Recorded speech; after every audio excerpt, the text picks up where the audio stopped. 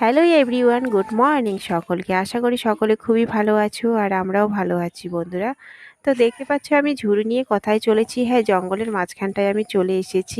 এই জঙ্গলের মধ্যে একটা রয়েছে পেঁপে গাছ, সেখানে পেঁপে রয়েছে অনেকগুলোই, ছোট বড়। তো আমি সেই পেঁপেগুলোই আজকে রান্না করব, সেটা তোমাদের সাথে শেয়ার করব। তোমরা প্রথম থেকে শেষ অবধি দেখো, আশা করি খুবই ভালো লাগবে। তো দেখো, পেঁপেটা আমি তুলে নিচ্ছি। তো এই পেঁপের সাইজগুলো একদমই ছোট, এখনও বড় হয়নি, কিন্তু হয়তো এগুলো বড় হবে না, কিন্তু পেকে যাচ্ছিল, তাই জন্যে ভাবলাম যে আজকে রান্না করেই ফেলি। তো দেখো, ঝুড়িতে রাখতে রাখতে ঝুড়িতেও আর থাকতে চায় না, পেঁপেগুলো চলে যেতে চাচ্ছে। তো ফাইনালি আমি এখন রান্নাঘরে চলে এসেছি, পেঁপেগুলোকে সুন্দরভাবে ছাড়িয়ে নিব। আর দেখো, পেঁপেটা পুরো একদম কাঁচা।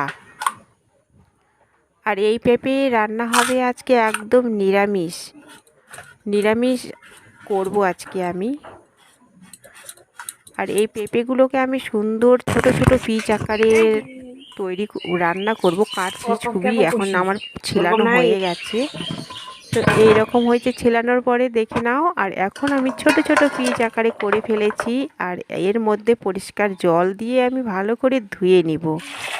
ভালো করে ধুয়ে নেওয়ার পরে কড়া বসিয়ে 3-4টে মতো শুকনো লঙ্কা দিয়ে দিচ্ছি, তার সাথে দিয়ে দিলাম কয়েকটা মশলা।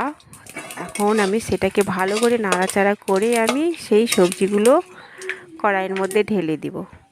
আর এই পেঁপের সবজি কিন্তু খুবই উপকারী আর খেতে ভীষণই টেস্টি হয়। আমার তো খুবই ভালো লাগে এই পেঁপের তরকারি। আর একদম গাছের পেঁপেও আরও জমে যাবে, একদম টাটকা টাটকা গাছের পেঁপে, মানে রান্না করতেই যেরকম ভালো লাগে, খেতেও ভীষণ ভালো লাগে। তো এখানে আমি সব রকমের মেডিসিন দেওয়ার পরে এখন একটু 5 মিনিটের জন্য ঢাকা দিয়ে দিব। আর তারপরে লুকটা দেখাচ্ছি, এইরকম লুক হয়ে গেছে। তো তোমরা চাইলে এরকমও রাখতে পারো, নাহলে একটু জল দিয়ে রসা কষাও করে নিতে পারো। আর এটা কিন্তু একদম পরোটা আর রুটির সাথে এত সুন্দর লাগবে গরম গরম, মানে দেখেই জিভে জল চলে আসছে। দেখতে পাচ্ছ বন্ধুরা?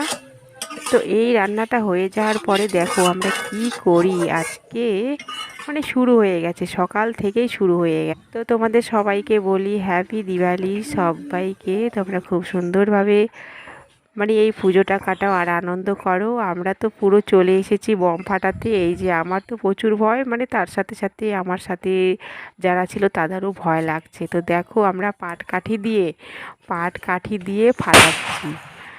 আর এতটাই ভয় লাগছে, মানে পুরো সলাইয়ের কাঠি শেষ। আর এইদিকে বাচ্চাগুলো পুরো ছোটাছুটি করছে, কারণ মানে ভীষণ